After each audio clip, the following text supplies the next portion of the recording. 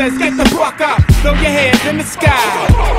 The brothers in the back shooting trash now, what's up? Committee pity the fool that act shitty in the midst of the calm, the witty. New Jerusalem, get the fuck up. Shaolin, get the fuck up. Long Isle, get the fuck up. Worldwide, get the fuck up. Kind of like just talking, and all of a sudden we just started to geek out into a real serious geekgasm, you know? Where Geekgasm? I'm serious. I had a geekgasm, me.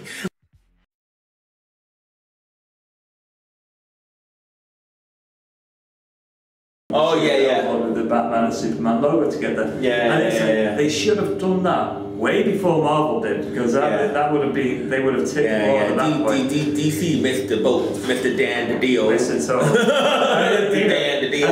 And the thing is, you know, and the whole reboot thing that they've done here is also going to, I think, is what they're trying to hope is get the interest peaked, because the movies can come out without that raw baggage. Because you've got to think, when people are coming up to do a movie about these characters, when you have 80 years of history, you can have 80 years of 60 years of fans. Kind of like go, well, you know, Superman wouldn't do that because of this comic, and Batman wouldn't have done that for this one. If they've rebooted the universe and kind of like relayed the rules and reset the ground rules for what they are, which they have done with Superman and Batman and Wonder Woman, they've reset it. And so in 2015, when the Justice League movie is, they just have to fit with the rules that were defined now, and they just have to keep the comic books going to those rules that have now been defined. Yeah, but is it going to last there, James? See, here's the problem, right? It's going to last because every time they do a reboot, what happens is it only lasts for about a good 2-3 years, and it's back. It's back to retro because this didn't work, and what I will give it to them on a New 52 is, because remember the 52 comics from a couple of years ago? So that was a 52, it was a year later, it was a reboot, and it lasted for a year, and then they went back. But that's why this new 52 says the new 52, and what we're going to do is we're going to stick with this. But that 52, it wasn't necessarily rebooted. I mean, some characters did. Yeah, it was. It was a pickup off of the Infinite Crisis. Yeah, but some of them didn't. I mean, Batman didn't get rebooted there. His character, his history didn't go. And Superman didn't get rebooted. Some characters, their history did get refreshed a little bit. Barry Allen coming back and stuff like that. That did actually. That didn't come from 52 though. But there wasn't it a build-up? Oh no. No, it didn't come from 52. Nope. But what you are saying is true. Not everybody. What it was because they got scared. What I'm trying to say is they weren't sure. This is too risky. But what they're doing this time around is that they're sticking with it. And what you got to give it to DC about is that they are bold. Their cartoons are fantastic. Their cartoon movies are the best ever. Marvel makes sucky movies. Animated ones I'm talking about. Yeah. Not the Avengers, the animated ones. But what it is they haven't really hit their mark because they concentrated too much on the big two. I won't say the big three because they tried to give Wonder Woman TV show that sucked. But they concentrated on the big two. So Superman and Batman, they figured, hey, we don't care anything about this so-called DC universe. Leave it to the cartoons. And the Justice League series was the best ever. But I mean, you know what I mean? So Paul Dini is the only reason. Well, Paul Dini and Bruce Timm. First of all, you got to give it to Bruce Timm, as well as you got to give it to the bad guy, Dwayne McDuffie, who solemnly passed. But in that aspect, so they know how to make cartoons. So Marvel has managed to tap into the gold mine and making movies and everything. And what we're going to do is on our next episode, we're going to talk about Marvel now and everything. But what I just want to say there is, I was trying to say about this kiss. You know what I mean? Yeah, the kiss. I was trying to talk about the kiss. Awesome. Right. the kiss with Wonder Woman. I don't know what with Wonder Woman. I mean, jumped right off the page, that one. But what I liked was, I liked the talk afterwards. And the reason why I'm trying to say is because it's kind of funny because it's like, Superman comes in and Wonder Woman's talking to Flash and Steel, and not Steel, Cyborg, same thing. And, he's like, can we have the room? Flash like, can you have the room? What's going on? And Cyborg's outside listening as they having their moment, about how, I liked it too. But I think the reason why Wonder Woman's conflicted is because in the comics what they had been leading up to was the fact that she was trying to get busy with Batman. Do you not remember this? Yeah, and they had that whole story where they put her in the mind machine or something like that, and they were able to see all the different aspects of where this relationship could go, which was kind of interesting and everything like that. So what I'm expecting is the beatdown. The triangle that's going to occur when the new Justice League really takes make off. that the Holy Trinity, really. At that well, that's what I'm trying to say. That's what I'm looking for, right? You know, remember you heard it here first. I am telling you, there is going to be a beatdown happening because Batman don't know about this kiss. I hope that there is, and I hope Batman just kind of like is sort of like will come to his logical sense, because Batman isn't necessarily ruled by his emotions. No, of course not. Yo, man, baby, you can kiss anybody. Yeah. Him? I don't think Batman's going to turn around and go, okay, I'm not having that. Get off, go on. She's mine. That's not going to happen. I hope it's not. That girl is mine. I mean, it could be leading up to a sort of like Dr. Destiny kind of like thing where he infects their minds and something and hits their emotions and makes them go a little bit mental. No, man, I'm telling you, I can see it. I said it here first. I said it here first. I can see it. I hope that Superman and Wonder Woman do actually kind of like retain some sort of like relationship. Decorum. Decorum. Let's be friends. Let's cool. Yeah. But then that's what that conversation was. But then he was like, yeah, but it was good, wasn't it? She's like, yeah, okay, it was good. So and then because she is not Superman, but she's like the super strong Amazon. She can take pounding. No, but what I mean is like, so imagine her with Batman. So even though he's strong and all that, so she's getting into that virility, but can he handle it? Well, this is it. Can he handle it? This is why you need to read Dark Knight Strikes Back, because there is a 5-page love-making scene between Superman and Wonder Woman, which is just where you don't see that much. But Superman and Wonder Woman. Yeah, and basically you don't see it, but it's just basically they're going into the Earth's crust, and you see this like shots. There's shots of people in cities where there's just buildings shaking and stuff. And that's exactly it. Buildings shake like headboards. Yeah. You can imagine Wonder Woman with Batman or something just flying into the wall and just like, So I should have not should have. So that's when he says, I had a geek out. Yeah.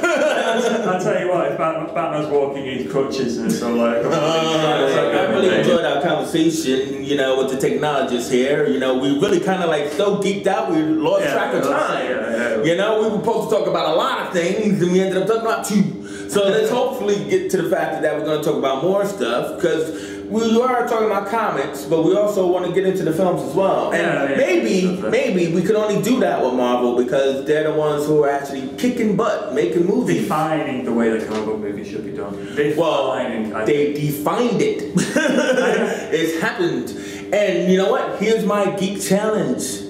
My geek challenge for the technologists. Who was the first Marvel character movie made about? And I don't mean like the old days. I'm talking about in our recent universe, right? Wait a minute. How far back are we going? Because you could go down to the Incredible Hulk in 1970s. I'm not going that far. Are we going into 90s? We're going into the fact that when movies used to be made, then they were made crappy. Like The Punisher and Captain America, and when they were originally made. Oh, Dolph Lundgren's Captain America and Dolph Lundgren. I am not having a bad word said against them. They were defined the 80s for me. Thank you very much. I had the soundtrack for Captain America. And that soundtrack, it brought a tear to my eye when I was 8 years old. And the Red Skull was the scariest proposition. You're scary. I'm really okay. I'm really hoping sarcasm comes off. All right, but we're not talking about that. We're talking about when the movie started to be redefined. You said about redefining the universe.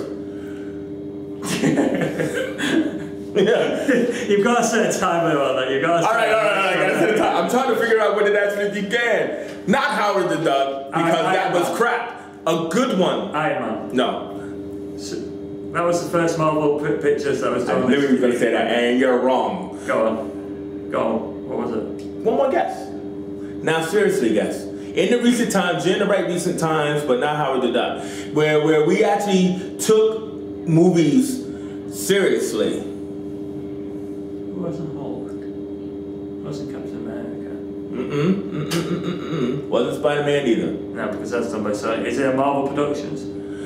Because I mean, if you're talking about it, when you're sort of like saying defining the movie structure, it's the Marvel Productions movies that kind of like did it. No, but I'll give you a guess. Go on. David S. Goyer wrote it. Blade. There you go. Blade. Yeah, I mean that was. You disagree? Pardon? Do you disagree that it was? No, I think it was a brilliant, and I do agree. It was the first one that made comic book movies into sort of like box office. Worth watching. Well, that's what I'm trying to say. Actually, well, I mean, Superman was the first. Superman, Batman were the ones that kind of like said, "Look, comic books can be filmed." Yeah, I know. Yeah, you're right about that. We're into Marvel now. Yeah, but Blade was sort of like that one book that came about where it was mature. People went to see it. You know, they gave it and it also started the whole vampire phenomenon as well. Yeah. So it didn't just bring superheroes into the limelight, it brought vampires into the limelight. I'll tell you what, after Blade got released, I would have paid a good amount of money to have bought a leather store at that point that just sold long jackets. And that's it.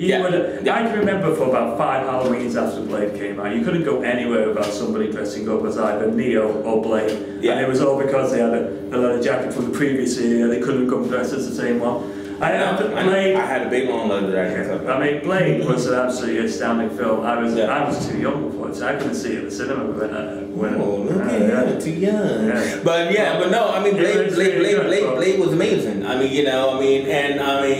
it's also great. I love it because he was also, a black hero, so it was like kind of like Wesley Snipes, black actor, a black hero who led the charge before Iron Man, and actually they consider Louis Leterrier's Hulk to be before Iron Man, by the way, don't they?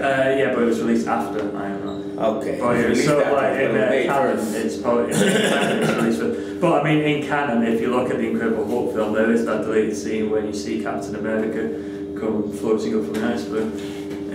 There's a deleted scene, so I didn't see it. But there's also the scene at the end, isn't it, where Tony Stark shows up. Tony Stark turns up. Yeah, but if you notice, he does say at the end of it, Thunderbolt Ross turns around and goes, "You always wear such beautiful suits." Obviously, saying about the Iron Man suit. Oh, right. So, do you think Ed Norton's kicking himself in the ass? Do you know what? I think he is, but I think what I liked about Edward Norton was... First of all, his Hulk was fantastic. I really enjoyed it, but Mark Ruffalo was infinitely better. I thought Mark Ruffalo is... I'll give it to the Mark. Yeah, absolutely astounding. But while I liked Edward Norton's take on it, I just thought, again, what happens, and Superman Returns is an example of how they had something done in the past which was successful, and so they just try and get as many elements into it. So in the Incredible Hulk, Edward Norton there was a lot of influence taken from the 1970s David Banner Hulk kind of like era. Which is what we wanted.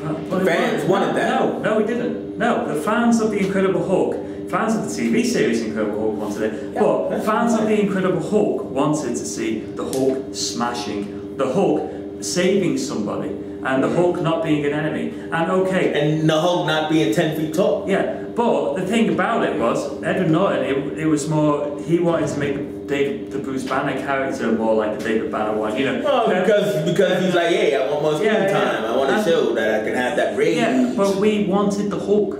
The thing is, it's like Superman. We don't want to see Superman stalking Lois Lane, which is what he did in Superman Returns. Superman Returns, the stalker is what it should be called. We wanted to see Superman beating people on an equal footing. We wanted to see Superman getting flung through buildings and picking up buses and throwing them. Superman 2 even did it. But what they gave us in the Incredible Hulk, the first Ang Lee one, which was some poetic or Crouching Tiger, Hidden Hulk scale kind of like thing, which was just awful. The second one, the Hulk screen time on it had some great moments. The Abomination fight was, I buzzed so much off it. Well, Tim Roth. Tim Roth was fantastic. Hopefully he'll be back as well. Hopefully he'll be, he'd come back as the Abomination. I thought it was a great sort of like choice. I thought that the fight scene for that, it was just the Bruce Banner moments just didn't feel great to me. They were good. Samuel Stearns was really interesting. So I mean, they are going to be making a Hulk. Well, they're talking about a Hulk movie or a Hulk. Well, yeah, they're talking about a Hulk movie. They're talking about both. They're talking about a Hulk movie coming out after the Avengers movie, and they're talking about the Hulk series coming out before. So I really don't understand. Well, we've got Shield as well. Shield is supposed to be the one that's coming out next, and they got to get this right, because I don't know. I mean, listen, I love Josh Whedon to death, but he has his problematic problematic moments. Yeah, but like Cabin in the Woods. You know what I mean? I've not seen Cabin in the Woods, but I've heard it's don't been want to. But I mean, I was, just to really show my geek level here, I was a Buffy and Angel fan. So was I. And I fucking loved it. I was a Firefly fan. I thought Firefly was an absolute... That's a Nathan Fillion. I thought Firefly was absolutely amazing. And what Joss Whedon does really well, I think, is sort of like plot out story universes and stuff like that. And he gave in Buffy and Angel, he didn't write every episode, but... but he was the showrunner. So so he was the man behind every episode, which is interesting because I read an article recently about these new movies coming out, and like even though they got different directors for them and stuff like that, they all have to go to Josh because it's supposed to be all one cinematic universe. So like I think what Josh is, it's an idea man. I think that, and unfortunately I relate to this because I think that he doesn't actually bring all his guns to the gunfight. But I think that as a planner, that's where he is. That's I think what Marvel are doing are using Joss as the same way that DC used Dini when he was building up the universe there. Yeah. Because he brought out the bat. But see. So that's what they've got. That's how. Well, here's my problem though. It's kind of like what people were missing a point on, and hopefully they get it, is the fact that what's great about Marvel Comics is that there are cameos. So the heroes, because they're in the same cinematic universe, you could be watching a Spider-Man episode or reading a Spider-Man issue, and then Nova flies by. I want to see that. I think they teased us, when they was making the Avengers, that somebody said or swore that they saw a Spider-Man logo on the Winnebago because Andrew Garfield was making Spider-Man. So it's kind of like, wait, we got Hugh Jackman, who showed up in, X-Men First Class. And we got, Andrew Garfield and Spider-Man, who are both very popular Avengers. But the thing is, what the problem there is, you've got the whole studio thing, and the reason... Yeah, but that's not a problem anymore, because that deal has now been rescinded. No, Sony still owns Spider-Man. Oh. And Fox still own Wolverine and X-Men. Oh, right. So sure? Because I think I read in the article it was a time thing. That was Punisher, and Punisher's now reverted back to Marvel. But supposedly Sony are in a little bit of problem and are possibly looking at selling some of their properties. And you sure they haven't bought it? Because I heard they got this. This was news yesterday. This was Sci-Fi Now. This was the latest issue. I'm trying to quote. Yeah, this was from yesterday. This was the news. But Sony still having, because Spider-Man 2 is still in production. Yeah, no, of course it is. But then it's like to not tie things together. It's just ridiculous. Just to go on. I mean, just as a slight little continuation from our conversation yesterday. What did you think about the reboot of Spider-Man? Obviously, the Sam Raimi Spider-Man. I mean, when I first saw Spider-Man, I literally cried into my popcorn and I was weeping. I've watched Spider-Man since because it's so good. It was so good, and it was so Spider-Man 1 was so good. Then Spider-Man 2 came out, and it just that fight scene between Doc Ock on the train, and you just see Spider-Man. You're giving me highs. I mean, like so and then Spider-Man. It's sentimental crap, that scene. Yeah. When he had to stop the train and then they pull him on the shoulders. But I loved it. Yeah, it almost being it was like the scene from Spider-Man 1 when you mess with Spider-Man, you mess with that was corny. That was corny. That was seriously corny. That's beyond cheesy. That's corny. But before you mention corny, cheesy, do we really need to mention Spider-Man 3 and no, we don't. And emo Spider and emo Peter Parker? Which my mates were asking me why did they turn him emo, and I was sort of like saying to them, if you had a cool kid turning evil, they become evil. They become really nasty. So if you have a geek turn evil, they turn emo. They don't, and that's what happened. And then there were so many problems with that movie, man. I mean, the whole Green Goblin getting his face blown off, and the whole to save help at the end. And the best thing, there's only one good thing was Thomas Hayden Church of Sandman, because that character was such. And he looked exactly like Flint Marko. He had the look. Defined. He had the look and everything. And my son, was born in, I don't know, maybe 2 or 3 when that one came out. And that whole scene where he's trying to grab the locket, right? Just watching my son mimic that scene in the bathtub. He doesn't. I can't even really do. It was just emotional. Like, he can't pick up the locket from the water. I get my man. But yeah. But then everything else, total waste. When they came about and announced the reboot, I've got to say that I was kind of neutral about it. Here's my disappointment on the reboot. My disappointment was that when they said this was the untold story and they were going to go back, I thought, because I'm clever, that this was going to be a Brian Bendis Spider-Man. You know, because it's perfect, isn't it? You know, well, like Ultimate. Yeah, Ultimate Spider-Man. Well, it was Ultimate. It wasn't. It was. It wasn't. Oh, come on, Peter Parker in Ultimate. Peter Parker in Ultimate. Well, all right, it wasn't enough. Remember, like, there's no Peter Parker in the Ultimate. No, I know. It wasn't enough. I mean, what I'm just trying to say is that it's like what you just said about all that history. Get rid of that's what the Ultimate Comics did, and what they should have just did was just go all the way to the Ultimate. You know, the young Aunt May. You know, bringing back Gwen Stacy. All that. Well, they did bring back Gwen Stacy, but you know, it was just like they did with Gwen Stacy what they should have done in the first Spider-Man film. They should have, because you know. What? Bro, Gwen Stacy should have been a Spider-Man film. Well, yeah, they fucked up the continuity on that. But I mean, like, the thing about it is it was a good movie. I think both of them did great. I can't understand. But then they killed Captain Stacy. They could have waited to the next movie. You know what I mean? And the Liz is a terrible character. I think that the death of Captain Stacy had to happen because you've got in the next one is when Gwen Stacy finds out and their relationship moves to the next one. No, when Gwen Stacy finds out what? About him being space. No, she already knows. She does. I've got to stop forgetting the facts. Gwen Stacy already knows. Yeah. What I'm trying to say is that he finds out, right? But then what happened was, like, if you follow the line of the comics, which you kind of young too, is that, you know it was story. He hated Spider-Man at first, but then he had to grow this respect for him. He did do that. He did, but you crunched it into a 2-hour movie. And you kind of had to, because what I'm hoping they do in the next one is bring the Green Goblin into it and then kill Gwen Stacy off at the end of it. And that's what they've got to do. Well, but I don't think so, my friend, because I think they're going for the trilogy. Yeah, they're going for and they'll kill her at the end of the third one. I don't think they will. I think in the second. Okay, yeah. Because you mean in the third one they'll bring back Mary Jane. Yeah, they'll bring Mary Jane. Yeah, you're right. The second I think one. Mary Jane's in the second one. Yeah. So in the second one. All right. So wait.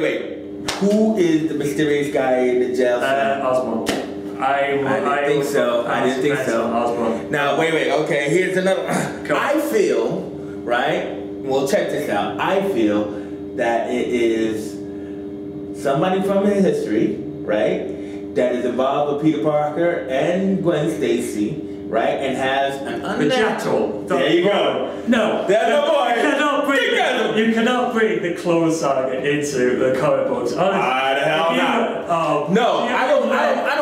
Look. I don't mean the Clone Saga. What I mean is, first of all, that was a really crazy storyline, right? And you talking about Clone Saga, which is Todd McFarlane. I'm not talking about Clone Saga. Yeah, but check it out. The whole Jackal and the whole lascivious thing about grabbing their cells and cloning them and all that other kind of stuff, that came later. Yeah. Initially, it was about a teacher who was in love with Gwen Stacy. And tried to clone her and stuff. Well, forget about the cloning thing. Because what happened was he just wanted Gwen Stacy. And then so it became this, if Mark Webb does it again, which I don't know if he's doing it again. Yeah, yes. You just have a whole different, because what's great here is, right, what's fantastic about Amazing Spider-Man is, it was more romantic comedy than it was action film. So it was more like, getting into the romance of the hero and that reality. So we got a little sickness going on, because you got this guy, hey, I want your girlfriend, and all that. But what happened was that the story where the clone came in. I don't mean the Clone Saga, but when the clone came in, and then one of them got killed, and we don't know if it was Peter Parker or the clone. Oh, no, so years later with the Clone Saga, it was revealed, and not everybody watches over this. It was revealed that Peter Parker actually was the one who died, and it was the clone who lived. which then got retconned because Norman Osborn came back and said, actually, I made up all that fake scientific evidence. Yeah, just like that other retcon where Norman Osborn kidnapped their kid. But, you know... and then she's in the Marvel 2 universe of Spider-Girl. I think you are right, there would be a great dynamic there, but the problem is, in the second movie, they're bringing Mary Jane on, and if they're following the comic books, which I pray to God that they do, you've got a great, hopefully it's going to be kind of like all the way through that second movie, it's going to be Peter Parker won't even get introduced to Mary Jane. She'll just be in there. Well, that's kind of hard for an actress to just be ahead. Remember in the comic books, you know, Mary Jane's sitting on the couch and there's a follow-up. Well, not even that, but it's just kind of like, you know, you have Mary Jane walk at the back of the corridor, and the camera zooms in on her, and then he comes back to Peter Parker, and something's hitting him on the back of the head, and he just doesn't notice. Stuff like that, just build up, and then at the end of it, you have something like, all the time, Aunt May is kind of like saying to him, "I set you up," and he can't because he's secretly seeing Gwen Stacy, which he said that he's not allowed to do, and all that jazz. Now, if you bring the Jackal into it, you've got another love aspect there, and I think it's but there's your element of evil. And remember, you know, like, I mean, the Jackal, you know, like, you gave him some drugs, so he had like super strength and all that kind of stuff. So, you know, you still have like this evil psychopath, but it's more on the dark side. But if you remember, and wait a minute, Empire Strikes Back, Star Wars, Holy Trinity. You gotta bring in the dark side for episode 2, which is what Norman Osborn is all about. You bring Norman Osborn. That's just like bringing in Lex Luthor to Superman Returns, would totally destroy and killed that. No, crap. I mean, but it's a reboot, and Norman Osborn, the way Norman Osborn should really be done, and they kind of like missed out on because it was they did it in the first movie and got rid of him straight away, which was they didn't have time for him to figure out all the personality qualities, all the little manipulations that he likes to do and stuff like that. Now, if that dark, shadowy character at the end of Spider-Man was Norman Osborn, it's already showing how he's manipulating things, and he's already got his eyes on Peter Parker. Yeah, because also he already had the Asian guy working for him, so you knew that he was probably... and this is very much the ultimate storyline, because in the ultimate storyline for Spider-Man, you know, it's all the Oz serum, and so like Norman Osborn knew from the very beginning Peter Parker was Spider-Man. He kind of like was tracking all that history,